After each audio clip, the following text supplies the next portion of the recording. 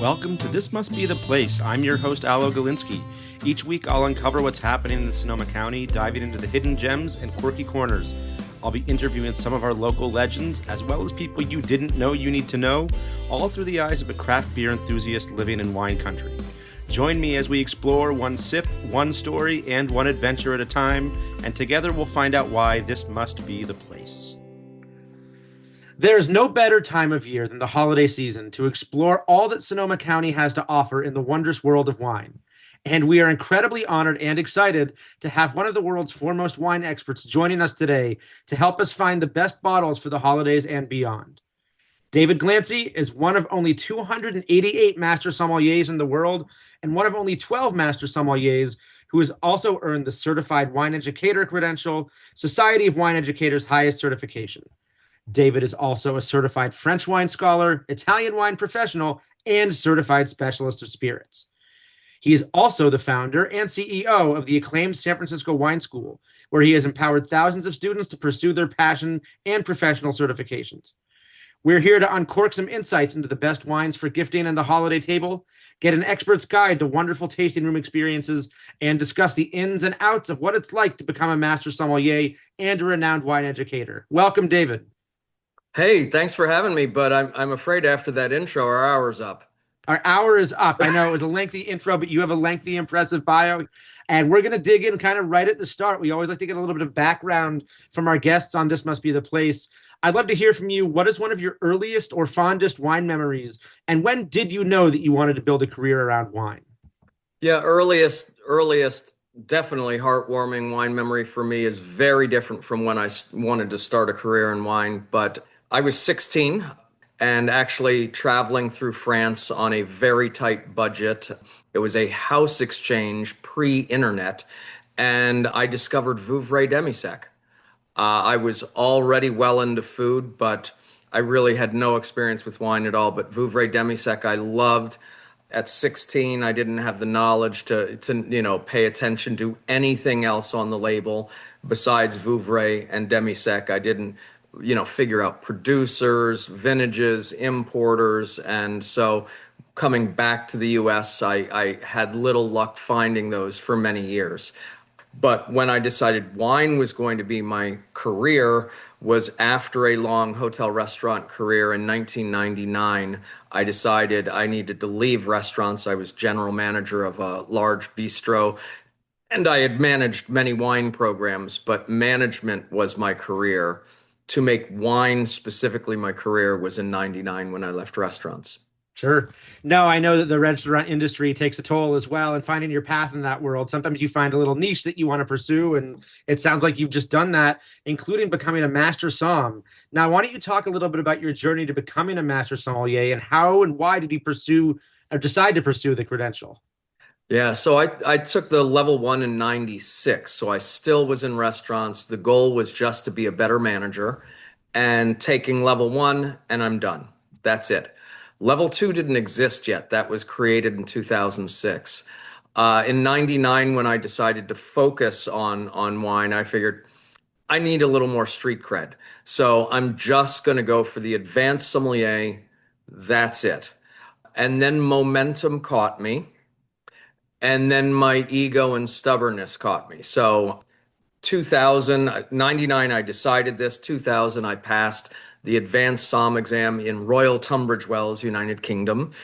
And then I came back to the US and everyone is, who the F is this guy? Came out of nowhere and, joined our study group. And now I'm in 3 tasting groups.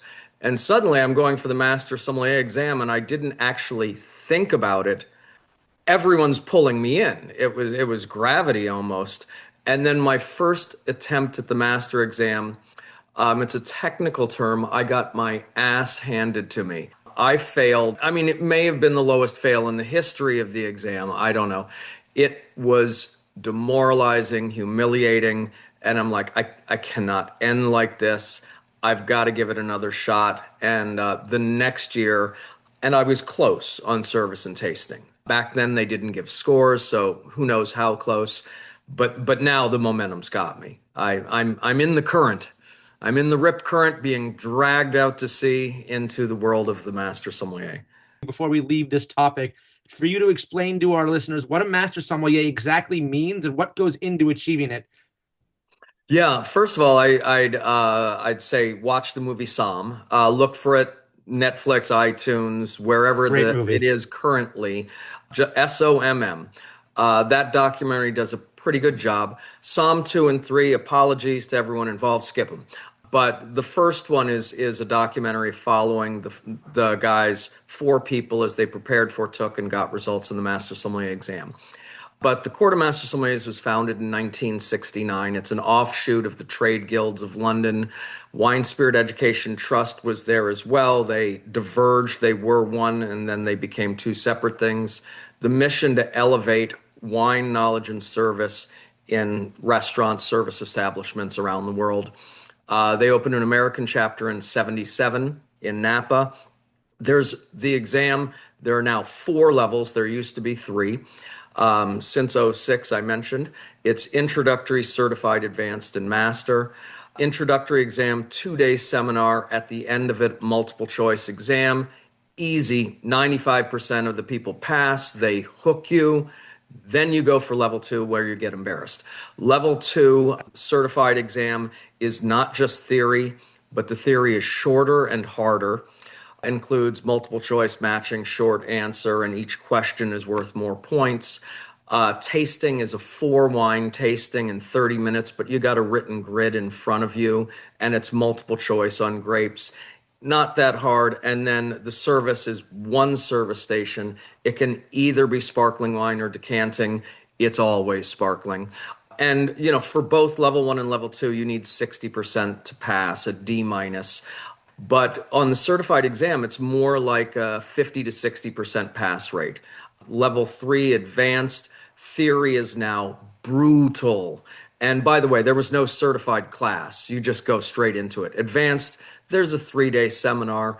It doesn't teach you what you need to know for the exam. It gives you an example of how deeply you need to study on a couple of areas. So they might do a Rheingau master class as part of this, and you go, damn, I really need to study a lot more if that's what I need to know about this.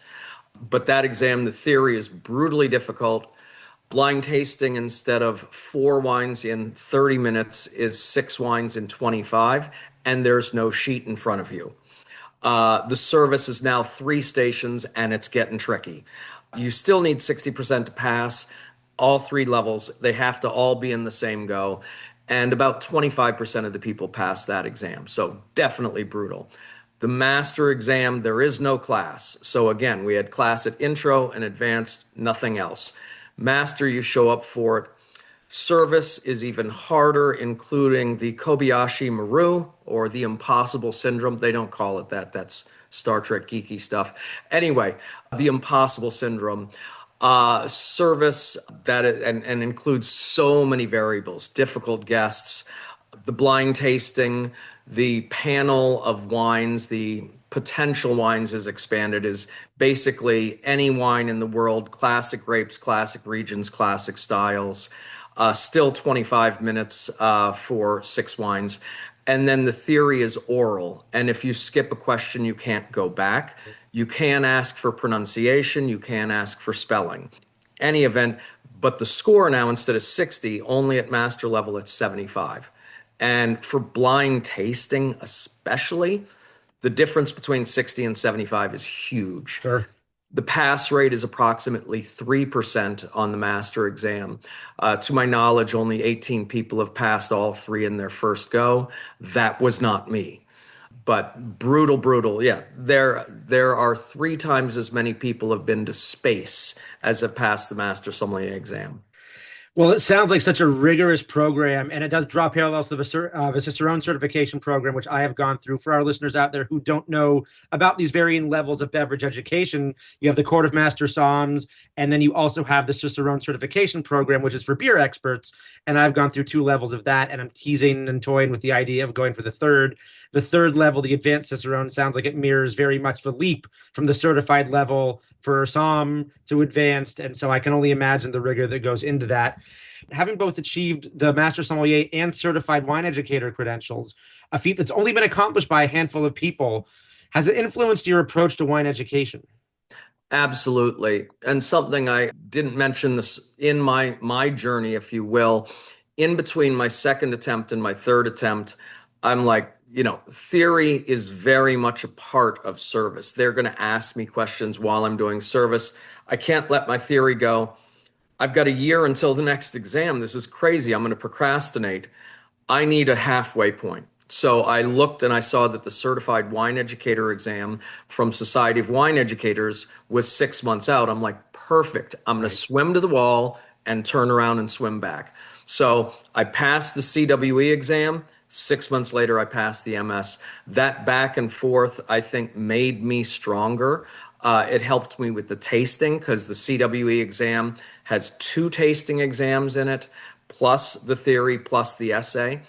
And so it's great. And influencing what we did, opening San Francisco Wine School was all relevant credentials under one roof, was the founding mission. And we have 25 different credential programs. That's really awesome. So let's transition to talking about the San Francisco Wine School a little bit, kind of the why behind deciding to found it. And was there a certain gap you saw in the industry that you wanted to fill?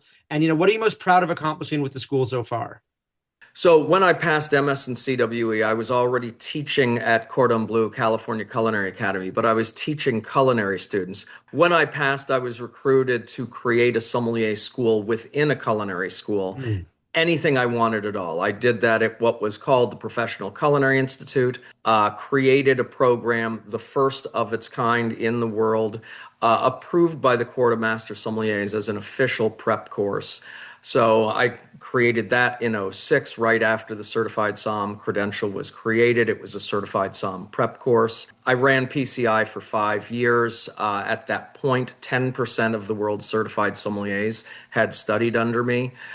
5 years later, that's not bad. They were purchased by French Culinary Institute, who rebranded them as International Culinary Center, and then they were sold to ICE.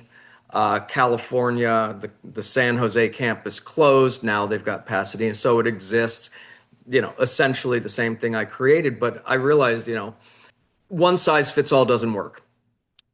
We had people who had passed intro Somm and hadn't taken certified Somm, and they just needed a little bit more in a few areas. So they paid $10,000 for 3 months full-time study. Oh. That's more than they needed. We had people with absolutely no wine experience who spent the 10,000 in 3 months, passed the exam, came out, and never worked in the industry and are going around and calling themselves sommeliers. So those are two classic examples, but many reasons I went, there's another way to do this. So all relevant credentials under one roof and modularized education. We don't have a $10,000 program. Our most expensive program is $1,800. It's pick and choose. You can do an individual 2-hour class. If you think that class is going to help you, we'll talk to you and guide you into the right classes. But it's really all relevant credentials plus modularized, customized education.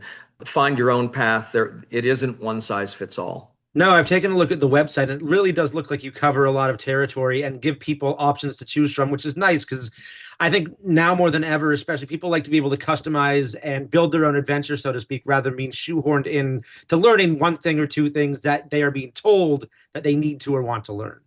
Absolutely. I love the way you said that. And yeah, it's, maybe you don't want to be a sommelier. Maybe you want to be a wine importer, a wine exporter, a wine writer, wine marketing.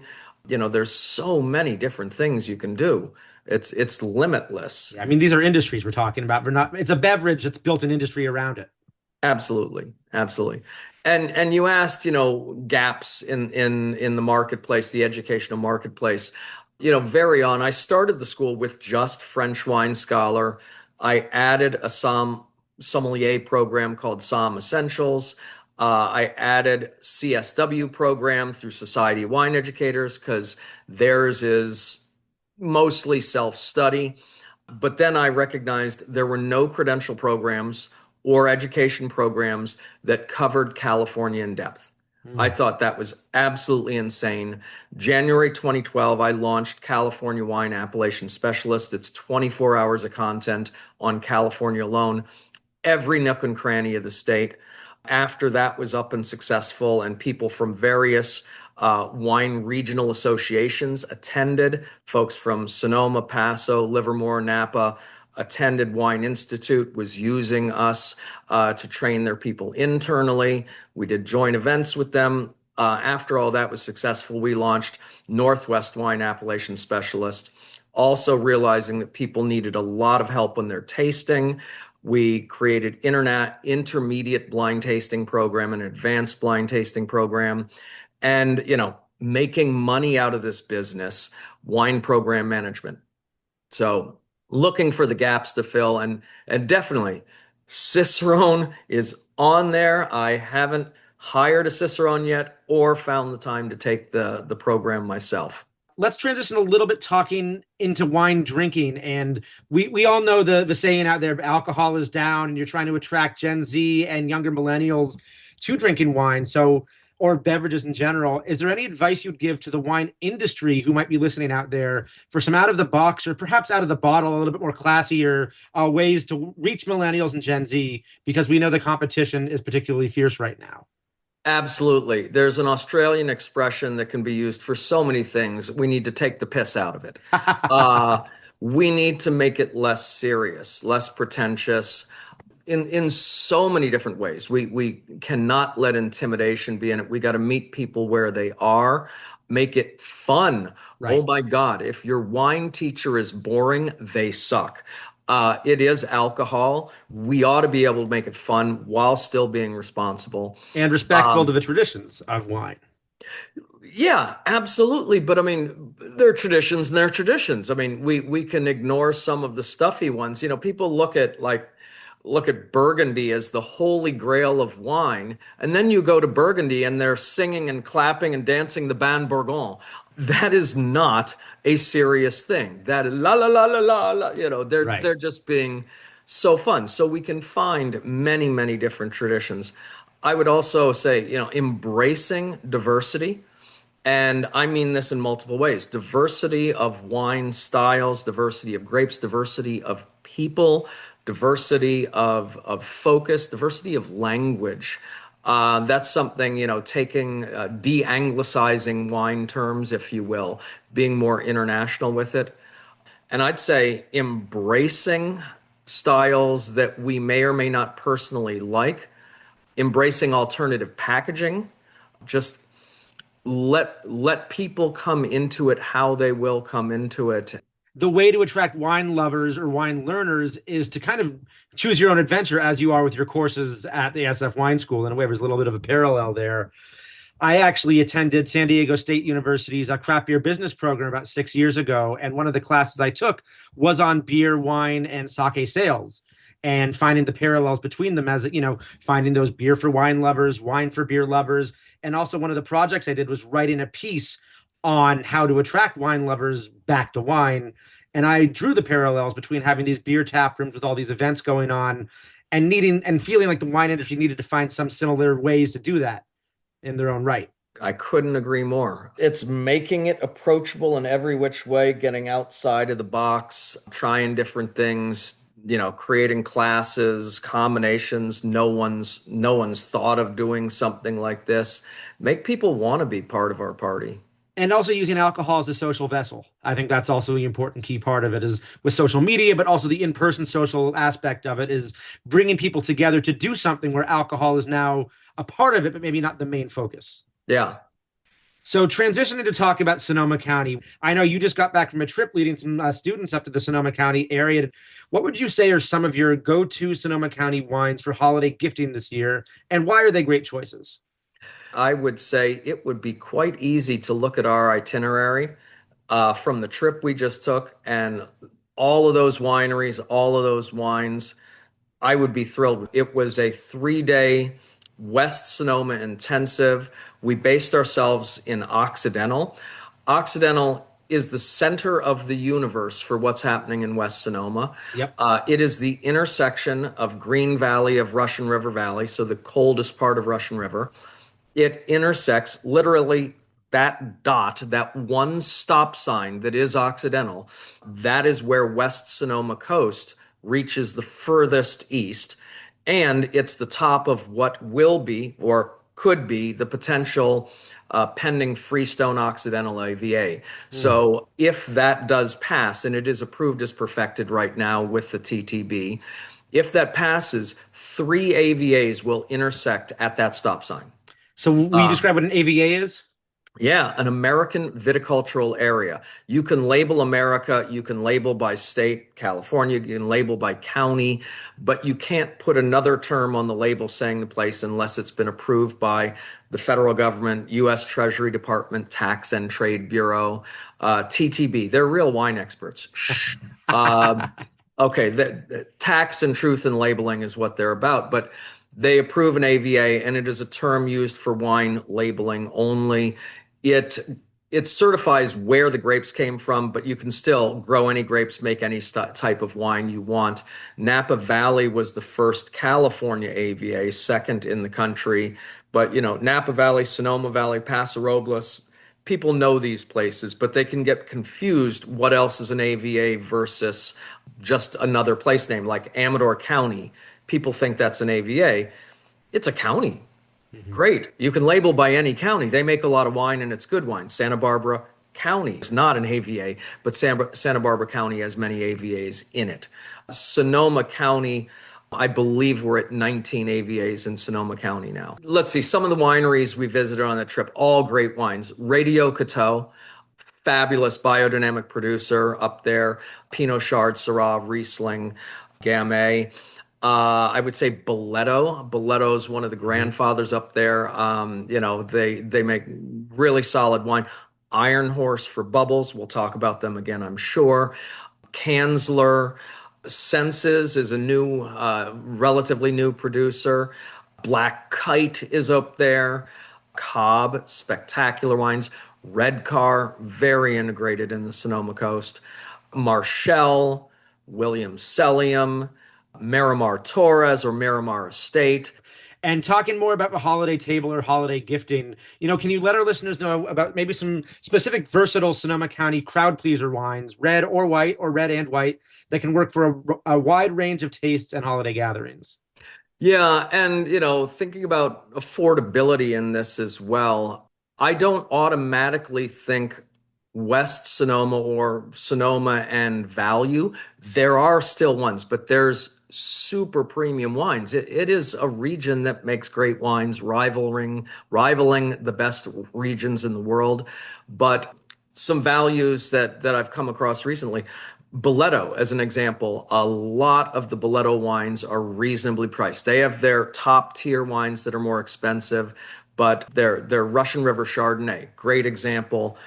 Red Car, some of their wines are pricier. Their rosé is so affordable and it's delicious. Marshall, fascinating story there. Greg LaFollette is the winemaker. And, he was the founding winemaker at Flowers. He's done so many different things, had so many different brands. And now with Marshall, it's named after his wife and his partner's wife. And it's value wines, really, really good. They've got a tribute, I think Travis Tribute Pinot Noir that's like $30 or something. Really good value. Some of the wines from DRNK, Sagacio Dry Creek Zin. That is for a long time been a killer value wine for me. New to me recently, Echo Terreno. I will say their red blend is solid value. Right. A couple more specific wine questions about bringing gifts to the holiday table or having with the holiday dinners. What might be an often overlooked Sonoma County wine that makes a surprising and delightful holiday gift? I'll throw drink in there, and I'm not supposed to say drink. Sorry. It's DRNK. It's the first letter of the first name of the four partners in the winery. The wines are really good. He does own a vineyard and buys grapes from other places, but he's like third generation Kunde family. It is, I think, 100% direct to consumer. So you're not going to see him on restaurant wine list or retail stores. There are excellent value wines in his list, but he's got some super premium wines as well. I believe it was like 24 different wines he's making. I've been through the caves, but yeah, that's to me under the radar because it's direct to consumer only. Sure, that makes sense. And that model is becoming more unique and more prevalent as well. Oh my God, it's let's keep 30% more of the profit. Right. It's just, can you sell it? Yeah, absolutely. And that becomes a whole different game with e-commerce and marketing, and you got to be on top of that. Yep. So now think about the wine lover who has everything they could possibly ask for in the taste of the wine world. What would be a Sonoma County wine that will make a great impression for them? Something that is luxurious or they might not have heard of, but they think they should have. Okay, I'm going to give you one that I've tasted and one that you're inviting me over to taste. So, Perfect. Verite.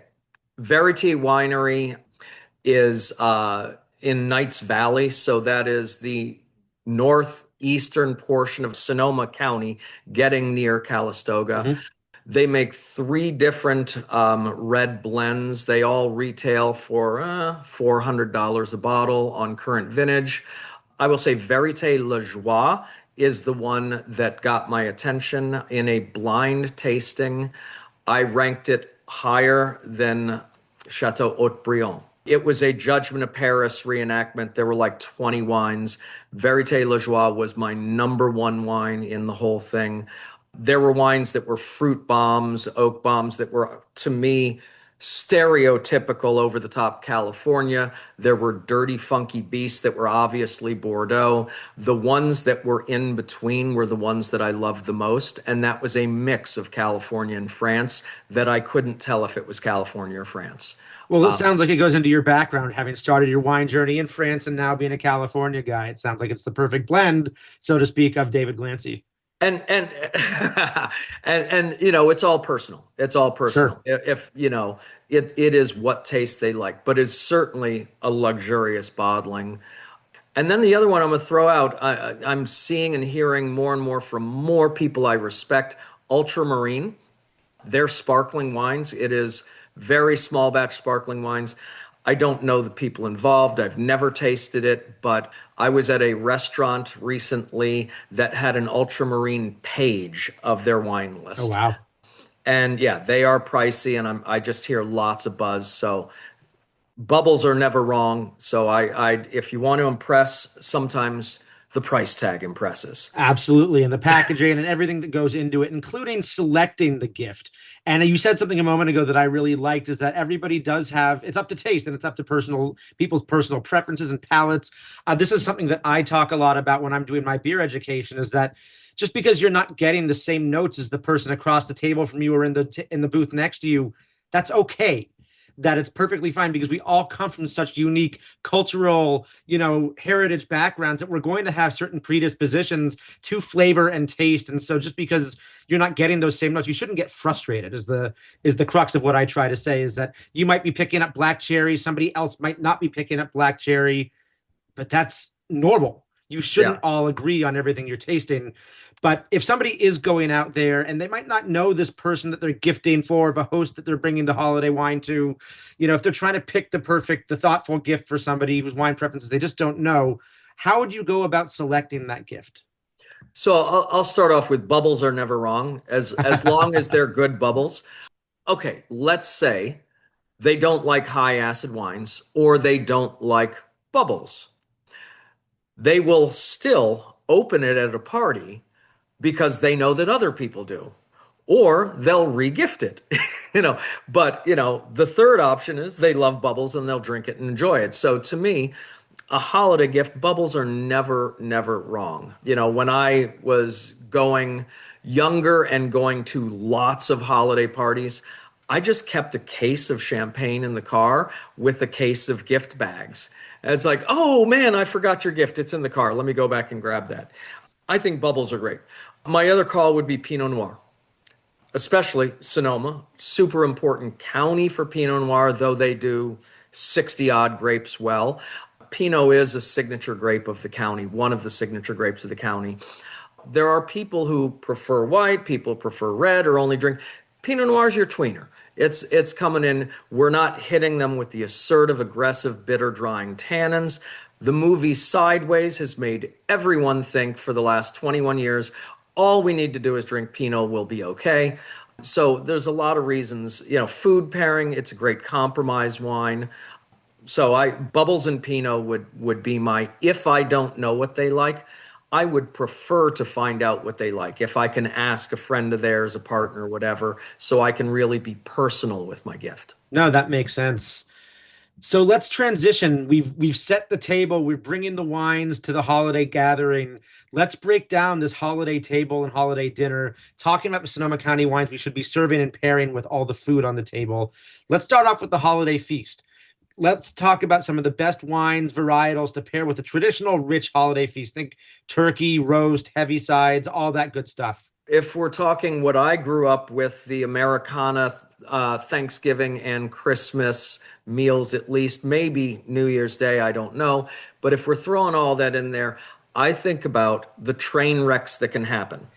We have tart cranberry relish. If you're in my house, it's not that jelly crap from the can that's sweet. So we got tart cranberry relish. Maybe we got a little trailer trash with our sweet potatoes. So we got the candied yams or candied sweet potatoes. What wine can handle sweet and sour at the same time? Then we got the light and the dark meat. Maybe there's ham, maybe there's gravy. Who knows if it's a giblet gravy, if it's an oyster gravy, whatever we're doing here. It's a lot of different things to deal with. We got the canned green beans. Never mind, we're not doing that. But all these different things. One, a really expensive wine could get wrecked by these different flavor profiles. I would certainly, based on the sweet potatoes alone, keep Cabernet off the table. Young Cabernet, the tannin will seem so bitter. Mature Cabernet, the tannins are going to be softer, but there's going to be less fruit.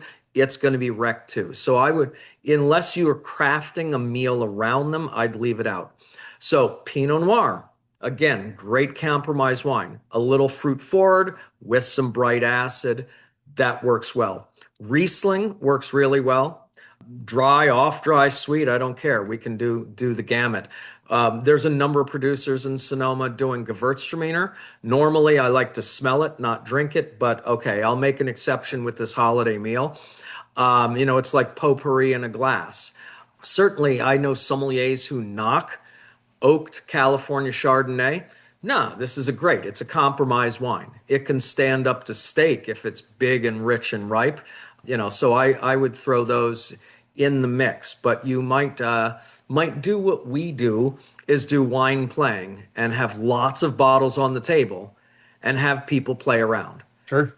Have a high acid wine, see how that works. Oh, it works with everything but the sweet potatoes. Okay, now we've got an off-dry wine. Oh, well, it works with everything but the cranberry relish. And just play around and make it social and a conversation. What do you like with this? It's fun to be able to find out what you like and also, well, kind of most importantly, what you don't like, because Yep. figuring out those things that you're adverse to gear you towards what you might like in a different way. So let's talk now about non-traditional holiday meals, seafood, vegetarian meals, spicy cuisine. What are some excellent pairing suggestions you'd go for there? Definitely got to throw bubbles in the mix again, but bubbles is not a universal answer because even in champagne, we can be bone dry, off dry, medium sweet, dessert sweet. So we've got to look at, what is the grape, what is the style, what is the sugar level of it, matching it to our food. But generally speaking, spicy food, to me, if we're looking for a balanced experience, it is avoiding too much tannin for sure, avoiding too much alcohol, avoiding too much acid. So ideally, a fruit forward, low tannin wine, whether it's red or white. Now, if we want to bring the spice down a little bit of sugar. So an off-dry Riesling, an off-dry Gewürztraminer, or at least low-acid Gewürztraminer, that's the direction I would lean. However, if you love spice, ignore everything I just said. Go with high-acid wines because that's throwing gas on the fire. That will increase the spice. The acid will accelerate the spice. So I would do high acid if you want maximum spice. I would still avoid tannin and alcohol, though. Fair enough. Those are some good tips and tricks out there. And in terms of moving to dessert, Do you have a golden rule for pairing wine with holiday desserts, especially those with rich spices or chocolate? Yeah, number one rule is equally sweet. Sure. So there are occasions where we can not follow that, but we need to have extenuating circumstances. But it's matching the sugar level. It's not making the wine sweeter. There are people who say the wine should be as sweet as the food. Yes, equally sweet, not excessively sweet. So if you have, an ice wine with your average dessert, suddenly the dessert doesn't taste as sweet anymore. And if you have a dry wine, suddenly the wine tastes bitter. So it's matching the sugar level. I would also say treat the wine as though it were a sauce Mm, on the dessert. Is cool. there one answer? No. You have a chocolate cake. You could put vanilla ice cream on the top. You could do creme anglaise. You could put a caramel syrup. You could put a chocolate syrup. You could put a raspberry syrup. So don't be a wine and food racist. We've got to look at it there. It is okay to do a white wine with a chocolate. I did one in our January Occidental trip. We had this chocolate brownie caramel thing, and we did a Sonoma Zinfandel port, and we did a late harvest Chardonnay. The Chardonnay crushed Really? it. I mean, 90% of the audience went for Chardonnay, and it connected to the caramel. So I know you've waxed poetic about bubbly and sparkling wines. Can they work throughout the entire meal, or would you say they're just for toasting and appetizers? Absolutely throughout the entire meal. Leaving Sonoma briefly, my first exposure to this, Moe Chandon did a trade dinner thing where we tasted everything they made through the course of through the sequence of a 7 course meal. Absolutely spectacular. So, we can go from ultra brut to extra dry. We can go from blanc to rosé. We can go from our non-vintages into vintage, into mature vintage, end up with demi-sec or doux, the sweet ones at the end. If I didn't say throw rosé in the mix, and if we're looking at sparkling wines of the world, any grape can make a sparkling wine. So, Right. we could do a sparkling Shiraz. We can do anything. We can do a dark purple sparkling wine. We could get into Lambrusco if we're throwing Italy in the mix here. So sparkling wine is for all, everybody out there. You've heard that from Master Sommelier David Glancy. So speaking of bubbles, while we're on the bubble train, what are some recommended Sonoma County specific bubbles for New Year's as we're leaving the Christmas table behind? I'm a Corbel guy myself. In fact, I just tasted one of their newer wines, the Blanc de Blanc, a couple months ago at a wine tasting. But you might have other recommendations for some Sonoma County bubbles for New Year's. Yeah, it's more and more people are making sparkling wine and small batch, both pet nat. Welcome to Gen Z. Okay, so which is actually ancient winemaking technique, but from simple fruity bubbles to maybe tart and cloudy pet nats to traditional method sparkling wines. Lots of people are doing it. Freeman in West Sonoma has suddenly gotten into sparkling, but who was it? Hartford Court makes a beautiful one. Iron Horse, come on. To me, if we're in Sonoma County, Jay, okay, that works too. But to me, Iron Horse, they are a pioneer. They started in 76. They were one of the first people out there. Their wines are beautiful. The people are beautiful. The place is beautiful. A great steward of the land in an environmental sense. But damn, lovely, lovely wines. Everything from Iron Horse, and they're supporting a bunch of different causes too. So that can be kind of nice, like as a gift to give someone winter's cuvee just to be seasonal. If they're really into the ocean, you could get them ocean cuvee. There's a cause that they are supporting. You're looking for a cause, they're probably already supporting it. So, David, we've been talking about wines to gift this holiday season. Are there perhaps any offerings from the SF Wine School that you think would make great stocking stuffers for wine loving or wine curious listeners out there? Absolutely. The easiest thing is we do gift certificates and they can be printed or digital. any dollar amount you want, so that's a great thing, create your own adventure, whatever classes you want to do. We also have a club that people could join. It is a membership that can be without wine. It can be three wines, 3 bottles of wine a quarter, 6 bottles of wine a quarter. And there's also member benefits that go with that, savings on classes. We call them earn and learn points, discounts on retail wine. But the club wines are really quite cool on their own. There's also members only events like something I call Spill the Wine and Cellar Raid. So gift certificates, the wine club. We've got some classes coming up that people could certainly gift to someone, and this happens regularly that people do this. We've got a 2-day immersion coming up January 10 and 11. It's a Saturday and Sunday, 6 hours each day, covers the entire world. Because we've been talking about Sonoma so much, we've got California Wine Appellation Specialist. This is something I created in January 2012. We mentioned it earlier, that this was a gap in the credential mark, but it's so cool for someone living in California to dig in and do 8 3-hour sessions and know every corner of the state. But if you're a Sonomaphile, or if you want to give it to someone who's either living there or visiting for the first time, whatever, or wants to dive in more deeply, one of the 8 segments in California Wine Appellation Specialist is Sonoma. And almost any of our classes you can take individually, separately, or a la carte from a program. And so that's coming up February 18th. So, very close after the holidays. A good gift indeed to dive in Absolutely. and do 3 hours of Sonoma wine.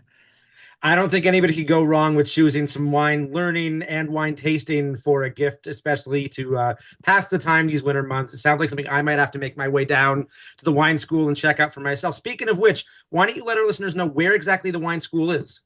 Absolutely. And first of all, find us online, sfwineschool.com or sanfranciscowineschool.com, either way. Google us, you'll find us.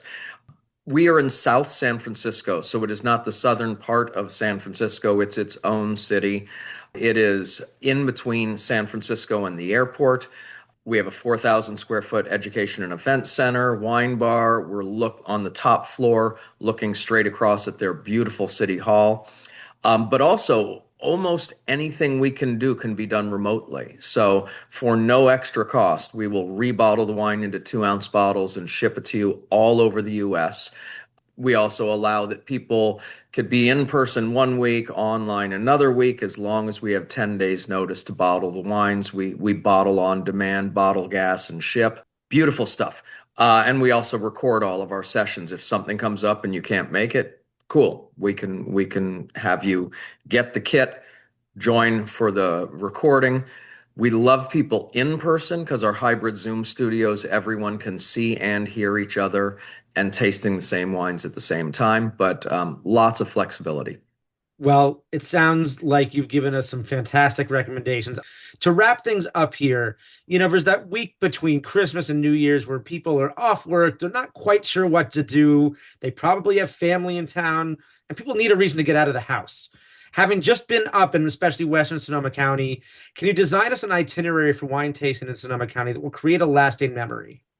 Yeah, so a bunch of things. One thing I haven't done but meant to do, Miramar Estate, not far from Occidental, does cooking classes, and they also do tapas and wine tastings. They're owned by the Torres family of Spain. So I put something in there like that, super premium experiences. Man, Cobb just opened a tasting room in Healdsburg, but if you can visit them at their vineyard, their Coastlands vineyard, while you're at it, you need to walk off some of your meals. The Grove of Old Trees is right up there just west of the town of Occidental. Lodging, I don't know. Do you want to be on the coast or inland? Inn at Occidental is fantastic. I stay there all the time. Rivers End Resort is great in the town of Jenner. And, we got to eat somewhere. I would definitely eat at Rivers End. And in Groton, I'd go to Underwood. Let's see, tasting room series. Red Car is definitely worth visiting, but I'd see if there are places you can get to the vineyard. I don't know how open to the public some of these are because we get the insider access. But Radio Coteau is a biodynamic farm. There is nothing glitzy there, no tasting room. Great experience.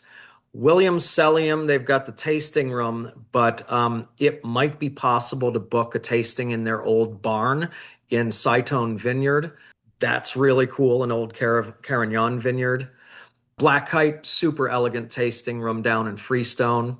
For Healdsburg, Maison Healdsburg, a sommelier-owned wine bar, and they always have blind tastings. And if you nail your tasting, you get a lapel pin that is a dog's head. It's the dog that probably greeted you at the door. So that's a cool spot to go. Is there anything else you want to add about holiday wine tasting, gift giving before we sign off here on This Must Be the Place? Yeah, you mentioned near Healdsburg, and so just one more wine experience, and also solid gift experience, Jordan. So many of the, flagship premier marquee names of the 70s and 80s in California are no longer what they were. Corporate ownership, whatever, the wines just aren't the same. I would say Jordan's prices have kind of stayed the same. They were high then, now they're not high in comparison. Relatively speaking, they've been stable, but the quality has only gone up. And the quality of their tour is excellent. Super cool that you go, basically, your tour, you're walking to a different section of the winery. At that section, you will taste a bite and taste a champagne that they import. Then you'll go to another place in the winery, you'll taste another bite with their Chardonnay, then you go to another place in the winery and taste their Cabernet. Absolutely excellent educational gastronomic experience. Yeah. That's awesome. Sounds great. Well, thank you so much, David. This has been a really bubbly conversation about the world of wine with you. I learned so much about the SF Wine School and what to bring to the holiday table. So I just want to say happy holidays to you, and thanks for appearing on This Must Be the Place. Awesome. My pleasure to be here. Thanks for having me, Allo. The interviews are done, which means I think it's time to crack one open. Interviews make me thirsty, and I want you thirsting for knowledge about some great beer, both local and not so local. Each week, I'll introduce you to a beer I find discussion-worthy and explain the nuances of what makes it fantastic in my eyes and why you should give it a try. And just to keep it on point, I'll even try to make sure the beer reflects the vibe or theme of the episode. After getting done with my conversation with David, I sat and thought about beer through the eyes of a wine lover. As with all fermented beverages, there's definite crossover in the process of making them, but also flavor profiles that bridge wine, beer, and spirits. Rather than sit and simply just crack one open, I thought I'd use this segment for something a little different this weekend to chat about some beer styles for wine lovers, or conversely, wine for beer lovers. I'll present some beer styles that have characteristics not too unlike a few respective wines. That way, when you're choosing what to bring to the holiday table, you're equipped with as much knowledge as you possibly can be. Why don't we start light and work our way darker and richer? First up, while perhaps not the most festive style out there, there's something absolutely celebratory about a nice, crisp, bright Kolsch. A style from Germany that just sparkles in its own way. If you're looking to try a wine with a similar profile, why not try a Pinot Grigio or Gruner Veltliner? Those wines are also crisp, clean, and have an amazing floral and green apple notes that match the flavors and mouthfeel of a Kolsch. Looking for something a bit more exotic or perhaps even funkier? There's a whole host of beers out there like Saisons and Wild Ales that are fermented with wild and natural yeast strains, much similar to a natural wine. Try a Saison side by side with a Pet Nat Chenin Blanc to see how the notes of hay and oak shine through each. Now, if you're in the mood for something dark, bold, and warming, there's nothing better than a big imperial stout to fit the bill for the cold winter nights. What matches up better than that with wine would be a bold red wine like a Cabernet Sauvignon. With similar notes of tobacco and dark fruit, they're the perfect evening sippers to pair with conversation and dessert. Feel free to reach out to me with any questions or for more suggestions via our Instagram at pod_locally or by leaving a comment on the episode itself.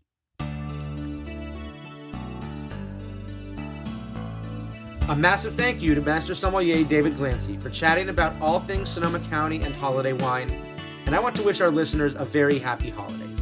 We've so appreciated you being along for the ride with us through 4 months of This Must Be the Place, and we look forward to rounding out the year featuring a special New Year's event and episode next week. This Must Be the Place is produced by our friends at Pod Locally, an audio platform helping local voices connect to their communities. Don't forget to like, subscribe, or comment on all your favorite podcast apps, and visit the show notes for more information, links, and resources. Look out for our next drop on Sunday. Until then, I'm your host, Allo Gilinsky, saying have a great week.